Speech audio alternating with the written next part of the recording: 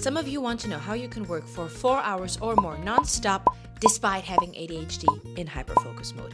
And the answer to that is Pomodoro Technique. Now, for some of you who have tried the Pomodoro Technique, you might have failed, and I know why, and I'm gonna explain that. But first, let's get into the technique. Basically, you're working with a timer. By the way, that's where the name Pomodoro comes from. It's the tomato-shaped timer that you used to have in a kitchen. So you set a timer. 25 minutes, you'll be working non-stop in hyperfocus. And it doesn't matter if you're not there yet mentally, if you can't focus quite right, you stay at your desk and you continue working until the timer goes off. You set a second timer for 5 minutes. These 5 minutes are going to be your break time. Once these 5 minutes are over, you're gonna set a next timer, 25 minutes, and you're gonna get working again. And once that timer is gone, again, 5-minute break.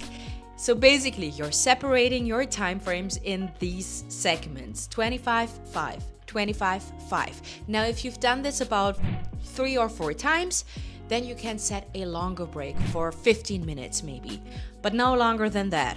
And then again, 25 minutes work, 5-minute break, 25 minutes work, 5 minutes break.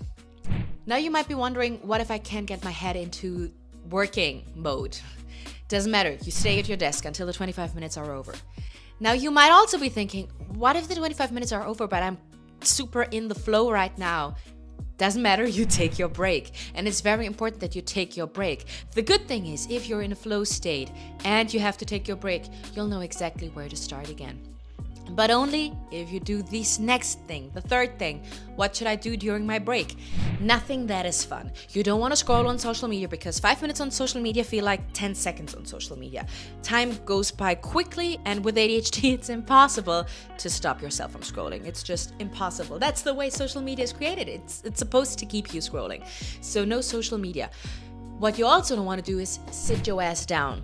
Don't lounge somewhere. Don't meet your friends at the university cafeteria if that's where you're studying, because 5 minutes will turn to half an hour, and then you'll just go back to the library, pack up your stuff and go home, and you stop working that day. So don't do anything that's fun. The things that I used to do is go to the toilet.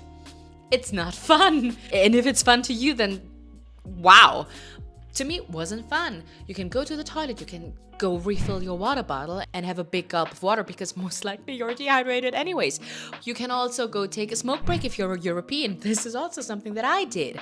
You can step outside for fresh air or have a lunch break and eat some fruit or snack or muesli bar or something like that. You can also get up and stretch, but the important thing is, at the end of this 5 minutes, you will have to go back to your desk and you will continue working. The best thing you can do is you combine the Pomodoro Technique with other things. For example, I combined the Pomodoro Technique with the careful selection of my workplace. I never worked at home. And if I did work at home, the occasional working from home phases, that was when I worked in the middle of the night. So there's not a lot of distractions in the middle of the night. I can't get up and vacuum clean in the middle of the night. I'll wake up my husband. I can't get up and cook something in the middle of the night. It'll probably be noisy or smelly or something. So I used to work at the university library, and there's not much going on at the university library. And considering that my friends used to work from home, I was quite alone at the university library, which is great because in those 5-minute breaks, there's not much that can distract you. You're not gonna meet your friends, you're not gonna have a fun time. Cafeteria was mediocre at best, so I didn't go get a coffee there, which was affordable. So combine the Pomodoro Technique with a good workspace that encourages you to not have something fun around. The next thing you can also combine that is with chunking. And I mentioned chunking in the last video. It's the separation of a big task into smaller tasks. So in your first 25 minutes, you can do the research stuff. Then you have your break. Then you can do some summarizing of the research you've had and take your 5-minute breaks. And then you can collect the literature for the research and do your 5-minute breaks. So you can also variate your tasks within the 25 minutes so that you have a combination of different techniques that help you get shit done despite having ADHD. And I promise this shit works. If you do it like that, it'll work. I wrote a whole term paper in 4 hours non-stop in hyperfocus mode, and it was on educational studies, which is it's dry. And I wrote that paper in like this. Which brings us back to the last thing that maybe is super helpful if you have ADHD, and that's the 80-20 rule. This rule does not apply to people with ADHD alone, but it's very important if you have ADHD. So listen up, motherfuckers. You get 80% of your tasks done in 20% of the time. The next 80% of the time you'll spend doing fine-tuning that is essentially not as important as the 80% of the things you already finished. Now, let me get that straight.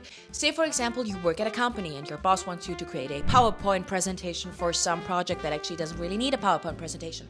You will get 80% of that PowerPoint presentation finished in 20% of the time. Now, the remaining 80% of the time that you have, you'll be doing shit like animation here, add a little picture there, maybe change the color of the graphics, whatever, which is not important. It's just fine-tuning. It's detail work, but it's not important. The big chunk of the task was done in this 20% of the time. And this is very important if you have ADHD. Not because you miscalculate, this is not going to help you calculate the time you're going to need. It is very important because it explains why sometimes you will be able to get a lot done in a very small fragment of the time you thought you need. Motherfucker. We'll wait.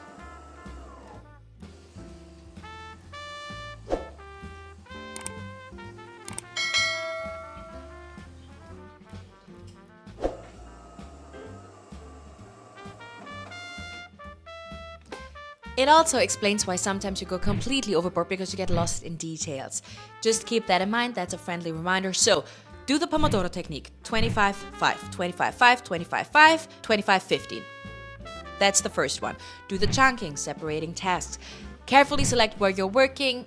Use surrounding that's not fun at all, not distracting at all. Now, mind you, if you want to work in the university library, there might be students that make weird noises from time to time. It is okay. We have to accept that as well. But if you get distracted by maybe select a more isolated part of the university library. And then just keep in mind the 80-20 rule because it'll essentially help you understand yourself a bit better. Drops mic.